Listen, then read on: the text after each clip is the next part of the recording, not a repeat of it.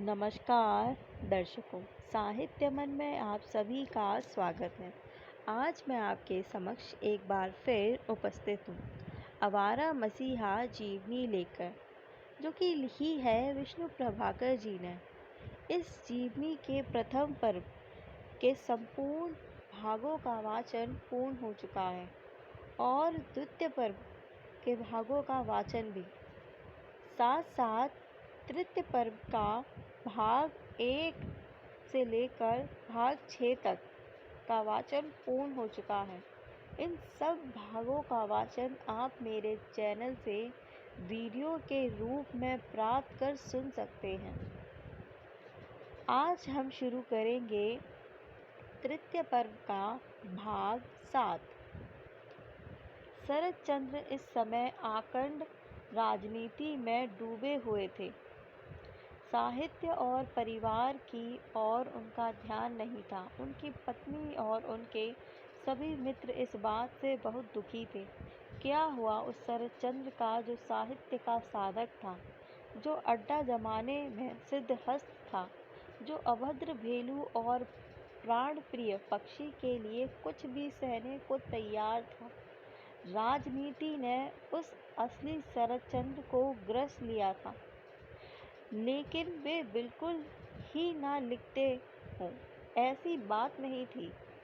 शरद ग्रंथावली के 5वें खंड के अतिरिक्त नारी का मूल्य, संदर्भ और वेदना पावना उपन्यास इसी काल में प्रकाशित हुए। श्रीकांत का तीसरा पर्व, पथेर दाबी, नवविधान और जागरण, ये 4 उपन्यास भी उन्होंने इसी काल में लिखने आरंभ किए।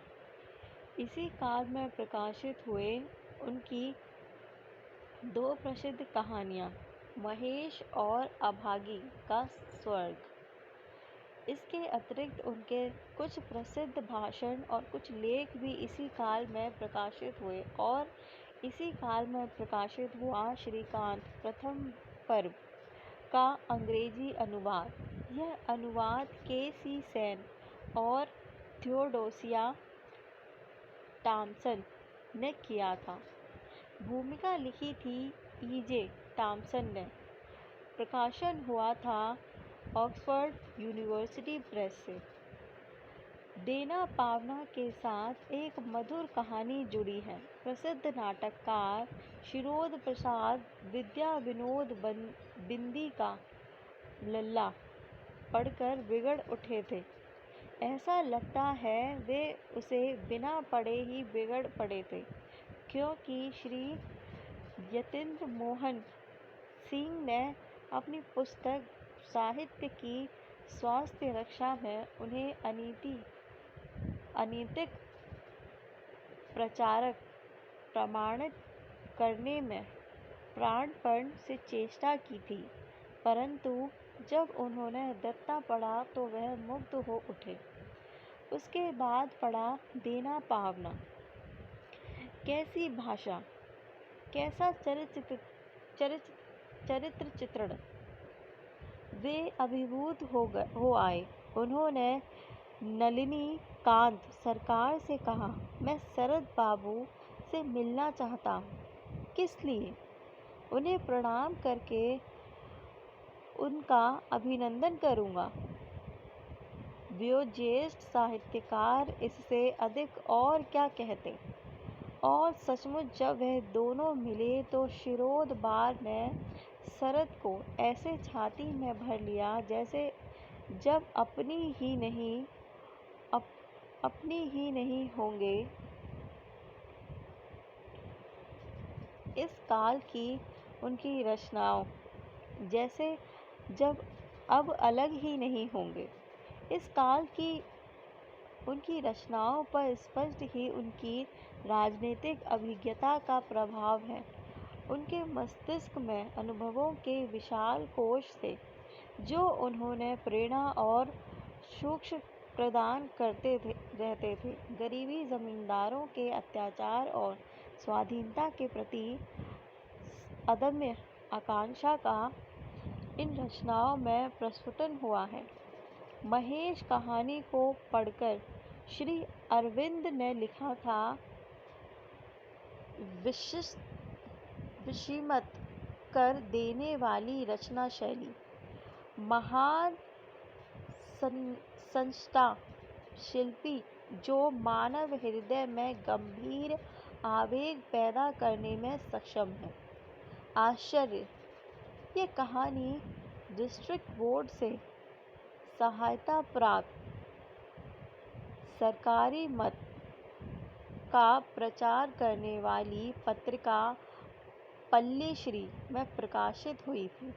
इसे पढ़कर एक हिंदू जमींदारों ने आक्षेप किया, डिस्ट्रिक्ट बोर्ड से सहायता प्राप्त पत्र में ऐसी कहानियां नहीं छपनी चाहिए। इससे प्रजा जमींदारों के विरुद्ध उठ खड़ी होगी, अर्थात देश का सर्वनाश होगा। यह कहानी इस पत्र में कैसे छपी? इसका एक इतिहास है। शरद बाबू ने पड़ोसी अक्षय बाबू हुगली गवर्नमेंट कॉलेज में अध्यापक थे। वे पल्लीश्री के संपादक होने को मजबूर थे। उन्होंने शरद बाबू से एक कहानी देने की प्रार्थना की थी। वही कहानी थी महेश। शरद बाबू शायद उस क्षण यह कल्पना ही नहीं कर सकते थे कि यह कहानी उनके साहित्य की ही नहीं, विश्व साहित्य की श्रेष्ठ कृति है। लेकिन अक्षय बाबू अवश्य इस तथ्य को समझ गए थे। वे नहीं चाहते थे कि इतनी सुंदर कहानी ऐसे पत्र में छपे। इसीलिए उन्होंने स्वयं इस बात की व्यवस्था की कि महेश पल्लीश्री के साथ साथ उसी महीने बंगवाणी में भी प्रकाशित हो। अभागी का स्वर्ग में शरदचंद्र ने गरीबी से पीड़ित दबे समाज का दारुण चित्र अंकित किया है। इनके मुर्दों के लिए लकड़ी का विधान नहीं है, लेकिन कंगाली की माँ की साथ थी।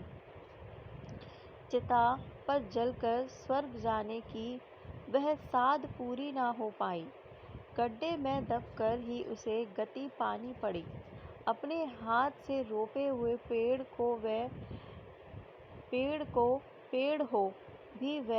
पेड़ को भी वो लोग ना काट सके। नीच जाति के दुले कहीं ब्राह्मण कायस्थों कई बराबरी कर सकते हैं। पथेर दाबी उनके अपने राजनीतिक विश्वास का प्रतीक है।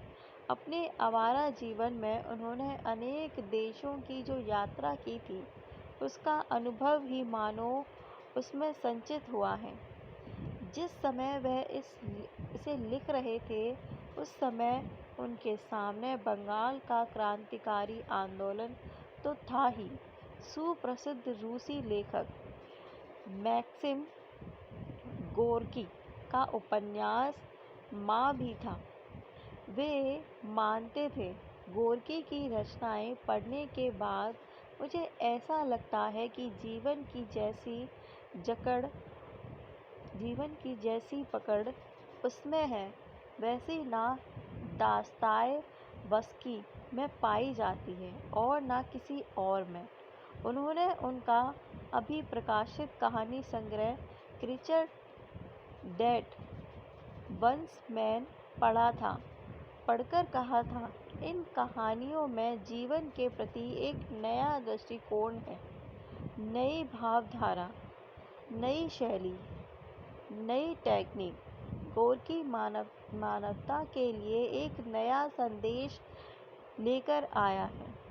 इना चंद्र जोशी ने लिखा है, तब वह पतित नर नारियों से संबंधित युग पार कर चुके थे और अपने रचनाकाल के तीसरे चरण में प्रवेश कर रहे थे।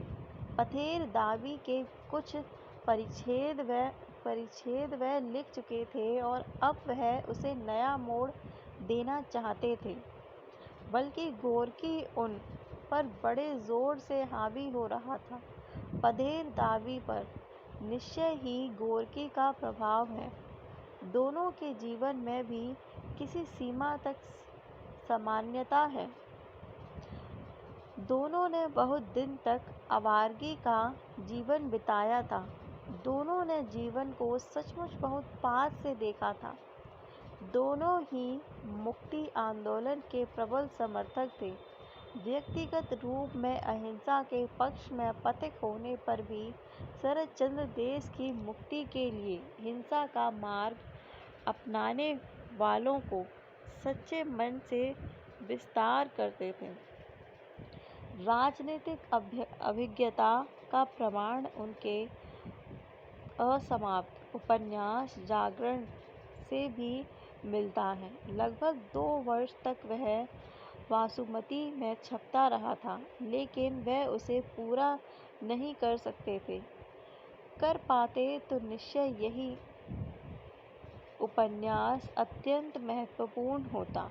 इसीलिए नहीं कि इसकी शैली प्रौढ़ है, बल्कि इसलिए भी कि इसमें जो राजनीतिक विचार प्रकट हुआ है वह मानो भविष्यवाणी के रूप में है, साहित्यिक महाकाल का स्वामी होता है। आने वाले युग की कल्पना उसके लिए असाध्य नहीं है। इस उपन्यास में एक स्थान पर नायिका का जमींदार पिता कहता है, प्रजा की मनः स्थिति में भारी परिवर्तन आ गया है। अब यह चाहे शिक्षा का परिणाम हो, चाहे युग धर्म का हो, चाहे जमींदारों के अत्याचारों का नतीजा हो, जनता अब जमींदारी प्रथा का नाश चाहती है। जो रोज पहले हो या 2 रोज बाद जमींदारी मिटेगी जरूर। जमींदारी को विदा होना होगा। तुम किसी भी तरह इसे बचा ना सकोगे। जमींदारी प्रथा को समाप्त करने के बारे में इतना स्पष्ट मत उस समय शायद किसी भी कथाकार ने व्यक्त नहीं किया था। न जाने क्यों वह इसे पूरा न कर पाए। शायद अपने चिरसंगी आलस्य के कारण, शायद इस कारण भी कि देशबंधु की मृत्यु के बाद उनका मन राजनीति में नहीं रहा था। पधेर दावी भी ये बड़ी कठिनता से बंगवाणी के बार बार आग्रह करने पर कई वर्ष में पूरा कर सके थे। नवविधान पुराने ढर्रे की पुस्तक है। उसमें नई साहबी सभ्यता के विरोध में प्राचीन हिंदू रीति नीति की, कर्मकांड की नहीं, जय पताका फहराई गई है। शायद शरद बाबू स्वयं इस बात को समझते थे। एक दिन असमंजस मुखोपाध्याय ने उनसे पूछा, अपनी पुस्तकों में सबसे प्रिय पुस्तक आपको कौन सी लगी है? उन्होंने तुरंत उत्तर दिया, नवविधान। फिर कुछ क्षण चुप रहकर बोले, अचरज हुआ ना, इस पुस्तक का कोई आदर नहीं करता, इसीलिए मैंने अपनी इस अनादत रचना का नाम लिया है। देखो, तुम भी लेखक हो, तुम्हारे लेखन में भी अच्छा बुरा और साधारण सब है। साहित्यिक मान्यताओं की चर्चा करने उनके पास अनेक व्यक्ति आते हैं। उन्हीं में थे हिंदी के एक नवयुवक लेखक इलाचंद जोशी। शरतचंद्र में उनकी बड़ी श्रद्धा थी। बहुत खोज करने पर ही वह एक दिन उनका मकान ढूंढ सके थे। वहां पहुंचकर उन्होंने देखा कि एक अधेड़ सज्जन दातून कर रहे हैं। जोशी जी ने कहा, मैं शरद बाबू से मिलना चाहता हूँ। उन्होंने उत्तर दिया, कहिए, क्या काम है? मैं ही हूँ। अत्यंत श्रद्धापूर्वक हाथ जोड़कर संकोच भरे स्वर में जोशी ने कहा, आपकी रचनाएं पढ़कर मैं बहुत प्रभावित हुआ हूँ। बहुत दिनों से मिलने की तीव्र इच्छा थी, आज पूरी हुई। सहसा उन्हें बीच में रोककर वह सज्जन बोले, ओह, आप उपन्यासकार शरत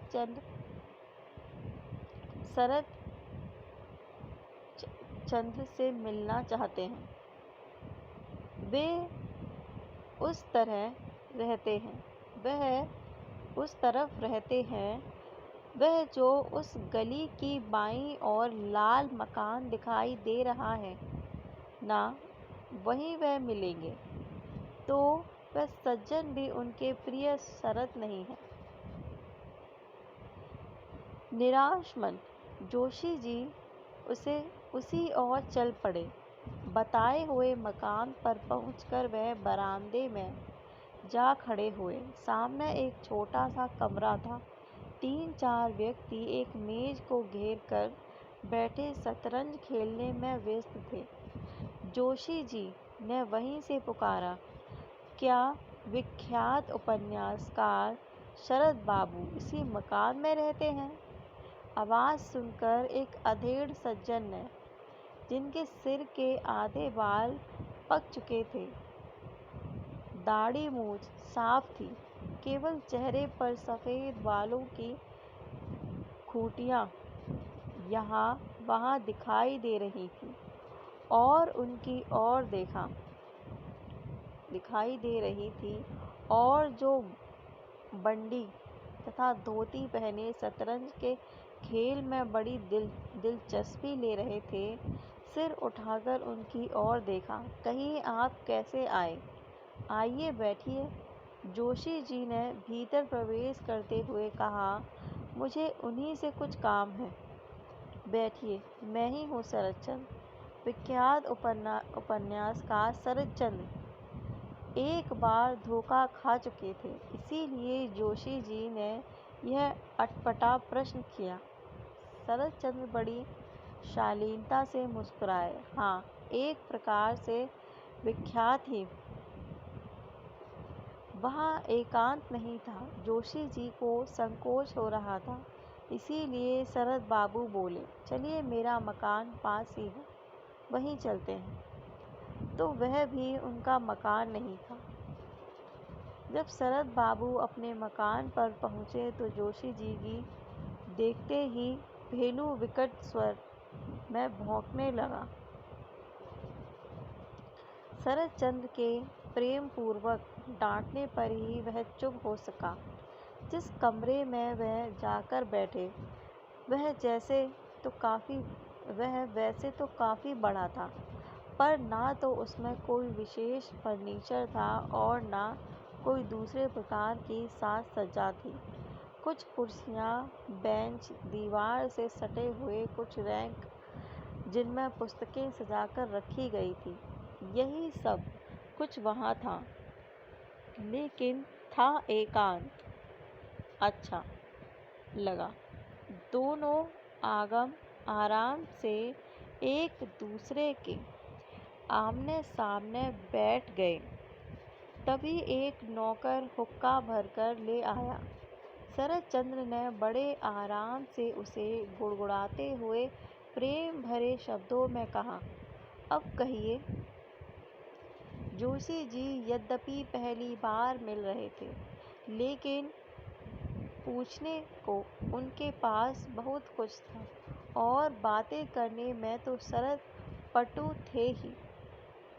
न जाने किन किन विषयों पर उस दिन चर्चा हुई। सतीत्व और नारीत्व, श्रीकांत और आनंदा दीदी, उपन्यास का यथार्थ और जीवन का यथार्थ, एक के बाद एक जोशी जी प्रश्न पूछते लगे थे। कला के संबंध में अपना मत बताते हुए शरद बाबू ने कहा, हमारे यहाँ कला में कल्याण और मंगल की भावना को प्रमुख स्थान दिया गया है। इसीलिए जिस कलात्मक सत्य की पृष्ठभूमि में यह भावना ना हो, उसके प्रति मेरे मन में कभी आदर का भाव नहीं रहा है। मैंने कला को कभी कीड़ा कौतुक के रूप में नहीं देखा है। मैं उसे मनुष्य के जीवन की चरम साधना के रूप में मानता हूँ। अपने अतीत जीवन की अनेक कहानियाँ भी शरद बाबू ने उन्हें सुनाई। इस अवसर पर रविंद्रनाथ की चर्चा होना भी स्वाभाविक था। जोशी जी ने पूछा, आपने बहुत सी रचनाओं में वेश्याओं और तथाकथित अस्ती नारियों को नारिकाओं के रूप में चुना है। इसका कारण नायिकाओं के रूप में चुना है। इसका कारण क्या आपकी व्यक्तिगत रुचि है अथवा किसी विशेष आदर्शात्मक उद्देश्य से प्रेरित होकर केवल अपने सैद्धांतिक पक्ष के समर्थक के लिए आपने ऐसे चरित्रों की अवतारणा की है? शरद बाबू ने सहज भाव से उत्तर दिया, दोनों बातें हैं। मैं व्यक्तिगत रूप से ऐसे चरित्रों के घनिष्ठ संपर्क में आया हूँ और इसी कारण मैंने अत्यंत तीव्रता से यह अनुभव किया है कि वह वेश्याएं समाज की सबसे अधिक शोषित और सबसे अधिक अत्याचार पीड़ित नारियां हैं। आर्थिक विषमता के कारण वह जिस प्रकार का गंदा और घृणित जीवन बिताती हैं, उससे उभरने के लिए वह जाने या अनजाने सब समय छटपटाती रहती हैं। उनकी यह छटपटाहट देखने का संयोग सबको सब समय नहीं मिलता, पर जब कभी किसी को किसी कारणवश यह सुयोग मिल जाता है, तब वह उसे जीवन भर नहीं भूलता। उनके अंतर के इस मूल विद्रोह को वाणी देने का निश्चय मैं बहुत पहले कर चुका था और अपने उस मिशन को कार्यान्वित करने में मैंने कोई बात उठा नहीं रखी। जोशी जी ने कहा, एक बार रविंद्रनाथ ने अपने एक लेख में आप पर छींटे कसते हुए लिखा था, कला विशुद्ध आनंद मूलक सौंदर्य से संबंध रखती है। इसका निवास चितुर की गंदी गलियों में नहीं है, बल्कि वाणी के अकुलश मंदिर में है। इस संबंध में आप क्या कहते हैं? शरद बाबू बोले, उस लेख में किसी अज्ञात कारण से रविंद्रनाथ उलझ गए, नहीं तो उनके समान महान दृष्टा कला के क्षेत्र में उद्देश्य की व्यापकता के संबंध में अपरिचित हो, ऐसा मैं नहीं मानता। इस लेख में उन्होंने स्वयं अपनी पिछली बातों का खंडन किया है। इसमें संदेह नहीं कि वह आनंद मूलक सौंदर्य के कवि रहे हैं और हैं, पर साथ ही साथ दुख, दैन्य, अभाव, शोषण और अत्याचार से पीड़ित जीवन के कठोर वास्तविक पहलू की अपेक्षा भी उन्होंने नहीं की।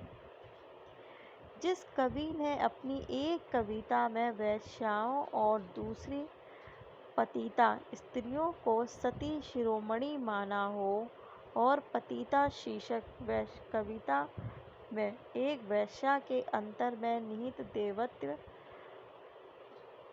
देवत्व को अत्यंत मार्मिक सुंदरता से प्रस्फुटित किया हो, वह आज कहे कि चितपुर की गंदी गलियों से कला का कोई संबंध नहीं है, तब यह संदेह होना स्वाभाविक है कि उनके इस लेख के पीछे कोई रहस्यमय कारण है।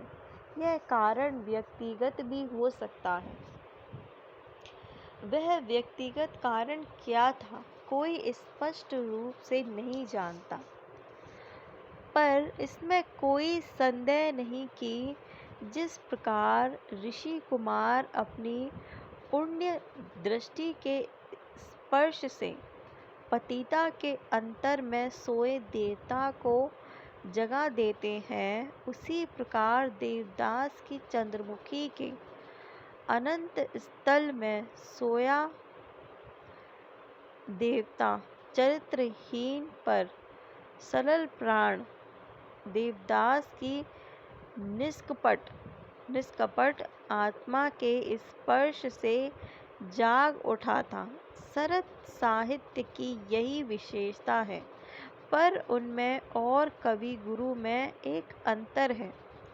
रविंद्रनाथ देवतत्व को जगाने के लिए तपोवन का पवित्र वातावरण उपयुक्त समझते हैं।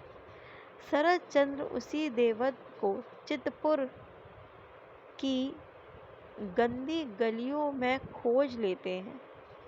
यह अंतर अभिजात्य और भ्रांत्य संस्कारों का है। शरत चंद्र इसी कारण हीन न होकर कुछ महान ही प्रमाणित होते हैं। रविंद्रनाथ आनंद मूलक सौंदर्य के कवि थे। साहित्य के माध्यम से वह विश्व मानव की खोज करना चाहते थे। इसके विपरीत शरत अपनी धरती से चिपके हुए थे। इसी कारण विनय अवज्ञा आंदोलन को लेकर एक दिन दोनों में तीव्र मतभेद पैदा हो गया था। लेकिन यह सब होने पर भी अपने गुरुदेव के प्रति उनकी श्रद्धा तनिक भी धूमिल नहीं हुई थी। गुरुदेव उनसे बहुत प्रसन्न हैं।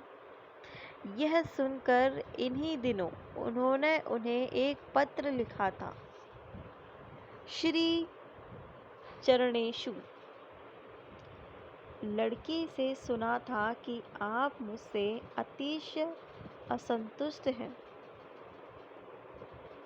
उत्तेजना में आकर गुस्से में हो सकता है कि आपके बारे में कोई मिथ्या बात कही हो, लेकिन जो व्यक्ति इसकी सच्चाई झूठाई की जांच करने आपके पास गए थे, उन्होंने भी कुछ कम अपराध नहीं किया है। इंग्लैंड के बर्ताव से आप क्षुब्ध हुए हैं और सब कुछ वही पंजाब वाली चिट्ठी के लिए उसके नाम लिखने से यह सब नहीं होता। इन बातों को मैंने उस समय ठीक ठीक कहा था, मुझे याद नहीं। आमतौर पर मैं बनाकर झूठ नहीं बोलता, पर बोलना एकदम असंभव है ऐसा भी नहीं। कम से कम इन बातों को अवश्य ही कहा है कि इस बार विलायत से लौटकर आप बहुत बदल गए हैं और बंगाल के लोगों के प्रति आपका पहला स्नेह और ममत्व अब नहीं है। चरखा, असहयोग आदि पर आपकी तनिक भी आस्था या विश्वास नहीं है, इत्यादि।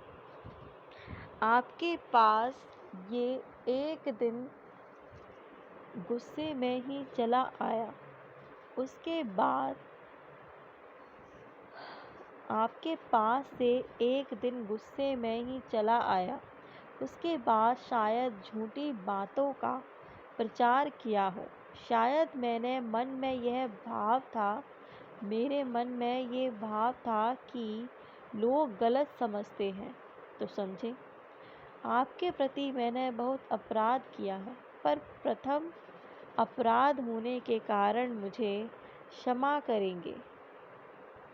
आपके सिवा और किसी बड़े आदमी के यहाँ मैं जानबूझकर कभी नहीं जाता, पर मेरे लिए उसका रास्ता भी मेरे अपने की दोष से बंद हो गया है।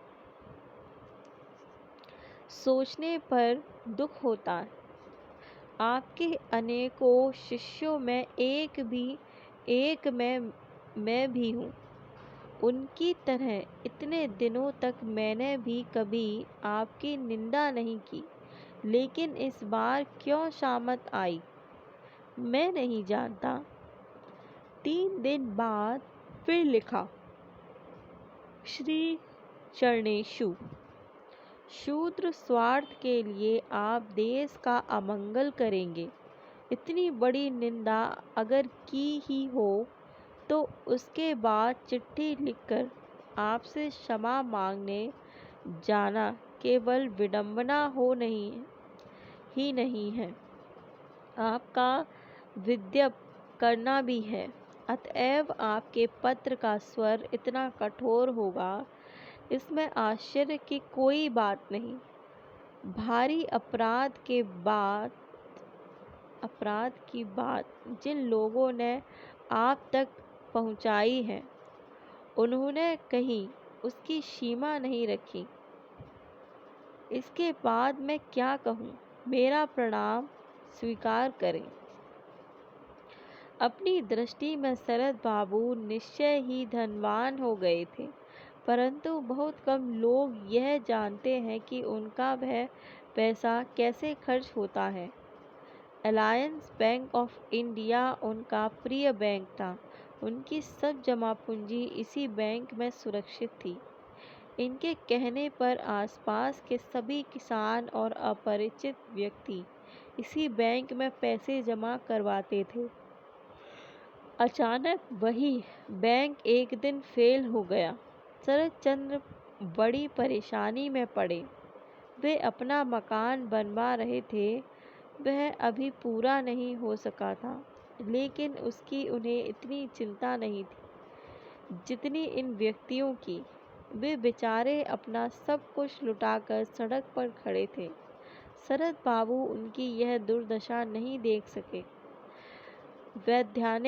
वैधानिक दायित्व न होने पर भी उन्होंने निश्चय किया कि यदि बैंक पैसा न देता तो उन्हें ही इनकी पाई चुकता करनी होगी। अपने इस विचार को व्यवहारिक रूप देने में उन्हें घोर परिश्रम करना पड़ सकता था, लेकिन सौभाग्य से उस बैंक में जिन लोगों के पैसे थे, उनमें अंग्रेजों की संख्या बहुत अधिक थी। इस कारण सरकार ने बैंक की सहायता की और सभी लेनदारों को अपनी जमा पूंजी का 50% वापस मिल गया। फिर भी शरदचंद्र को उनका शेष रुपया चुकाने के लिए काफ़ी भार उठाना पड़ा। अचानक इसी समय उनके मित्र और रविंद्रनाथ के बाद जिनका नाम था जिनका नाम लिया जा सकता था, बंगाल के प्रसिद्ध कवि सत्येंद्र नाथ दत्त का देहांत हो गया।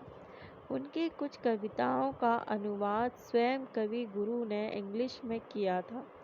उनकी मृत्यु पर शोक प्रकट करने के लिए जो सभा सरस्वती इंस्टीट्यूट की ओर से थियोसॉफिकल हाथ में नियोजित की गई थी, उसका सभापतित्व शरदचंद्र को करना था। भाषण देने में वे स्वीकार करना ही पड़ा। भाषण देने में वे बहुत घबराते थे, लेकिन इस बार वह किसी भी तरह बच नहीं सके। उन्हें यह पद स्वीकार करना ही पड़ा। शायद इसीलिए भी कि सत्येंद्र के प्रति उनके मन में एक सहज ममता थी। फिर भी वह सभा में नियत समय पर नहीं पहुंच सके। काफ़ी देर हो जाने पर जब एक वृद्ध सज्जन को अध्यक्ष के आसन पर बिठाकर कार्यवाही आरंभ कर दी गई थी, तभी वह आते हुए दिखाई दिए। अस्थायी सभापति ने तुरंत उनके लिए कुर्सी छोड़ दी। बार बार मना करने पर भी वे नहीं माने। शरदचंद्र को बैठना ही पड़ा। एक एक करके जब सभी वक्ता बोल चुके, तब सभापति की हैसियत से वह बोलने के लिए उठे। मेज पर दोनों हाथ रखकर उन्होंने अपनी पीठ को नीचे की ओर झुकाया। उसके बाद अस्पष्ट स्वर में कुछ बुदबुदाना आरंभ कर दिया। कुछ क्षण बाद शायद उन्होंने यह अनुभव किया कि उनकी आवाज़ जनता तक नहीं पहुंच पाई, तो उन्होंने स्वर को ऊंचा करते हुए कहा, हाँ ठीक है, सत्येंद्र नाथ की मृत्यु से आज हमारे बंगाल साहित्य समय में शोक सागर उमड़ रहा है। हम लोग कुछ समय के लिए खूब मज़े में रो लिए, बस हमारा कर्तव्य समाप्त हुआ। चलिए अब सब लोग घर चले। सुनने वाले अवाक होकर देखते ही रह गए, लेकिन शरद बाबू बोलते जा रहे थे। आज हम लोगों ने अस्वीकार किया कि सत्येंद्र नाथ कितने प्रिय कवि थे। आज उनके लिए जगह जगह साहित्यिक सभाएं हो रही हैं, पर जब वह जीवित थे तब कभी किसी सभा के संयोजक को इतना तक न सूझा कि सत्येंद्र भी किसी साहित्य सभा के अध्यक्ष होने की योग्यता रखते हैं। बड़े बड़े राजा महाराजाओं को या बड़े बड़े पदाधिकारियों को महासभापति बनाया जाता था। साहित्य के प्रति श्रद्धा प्रकट करने का मार्ग उनके ग्रंथ का पाठ करना है। सत्येंद्र बाबू की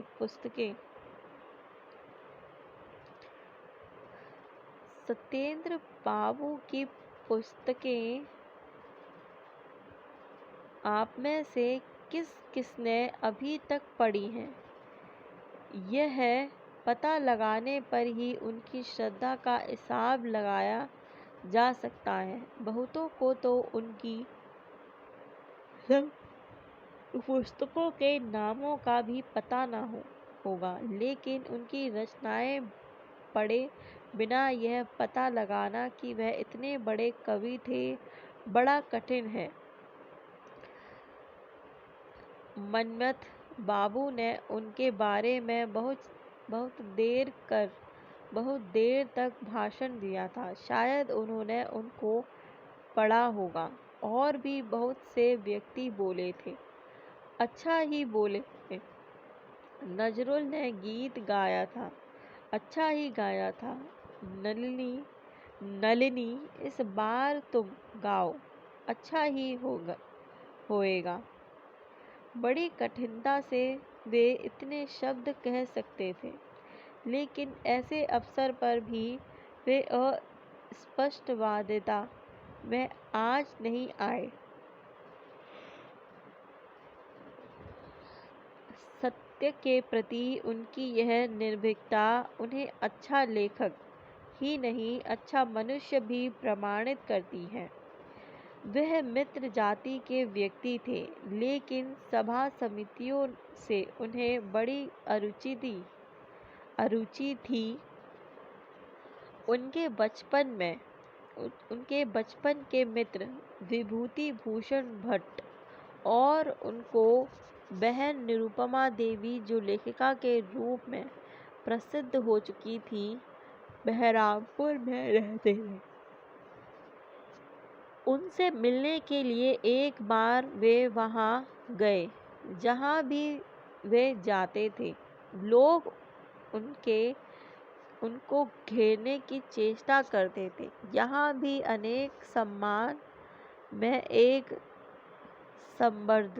संबर्धना सभा का आयोजन किया गया। महाराज कुमार श्री चंद्र नंदी उस बोट पार्टी पर उनकी यह देखने लगी। बोट पार्टी में उनकी राह देखने लगी, पर उत्सव के राजा का कहीं पता नहीं था। वह तो चुपचाप कवि यतीन्द्र नाथ के साथ मुर्शिदाबाद देखने चले गए थे।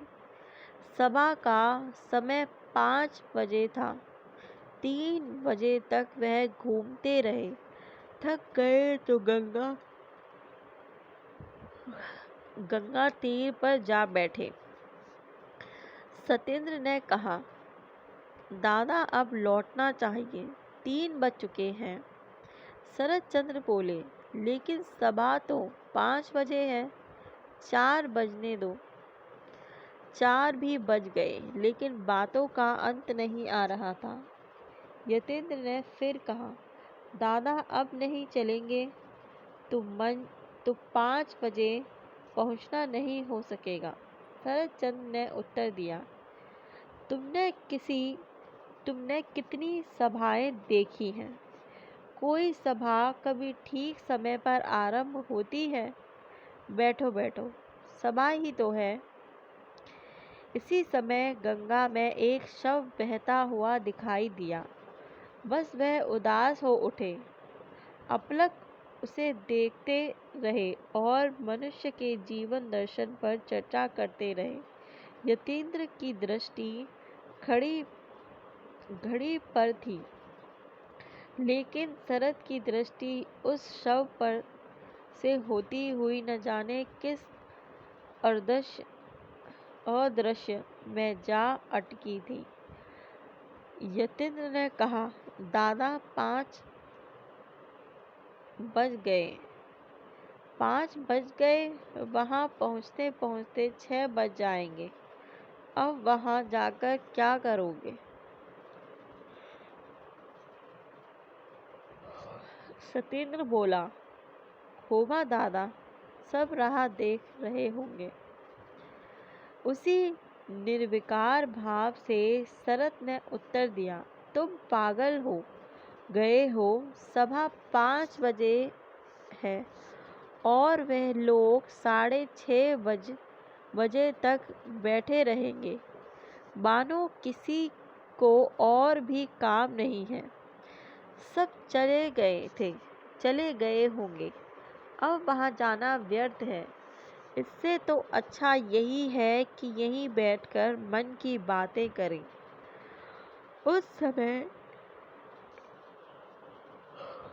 उस समय ने यह मात्र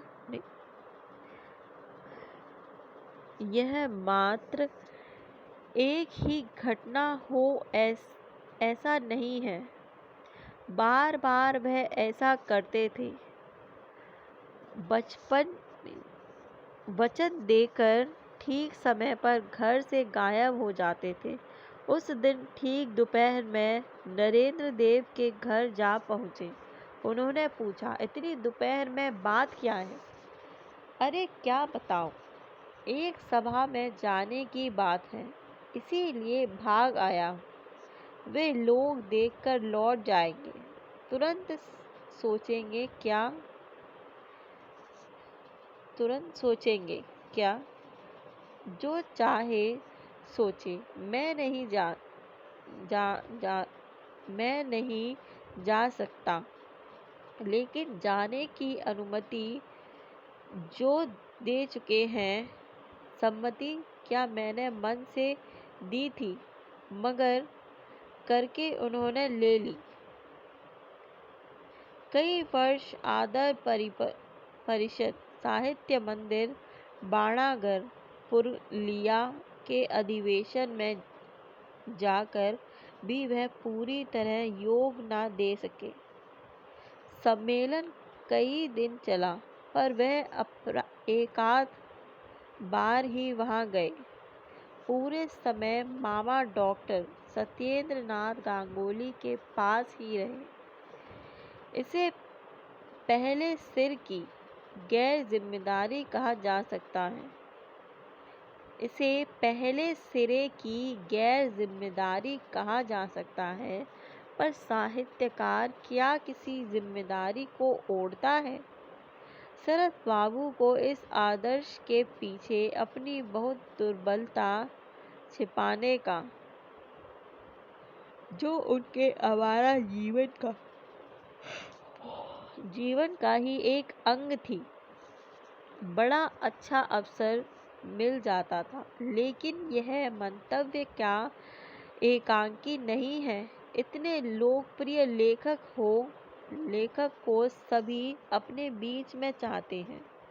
उसकी सुविधा असुविधा की चिंता नहीं करते। ऐसी स्थिति में लेखक यदि बचने का उचित अनुचित कैसा भी मार्ग ढूंढ लेता है तो उसे निंदनीय नहीं कहा जा सकेगा।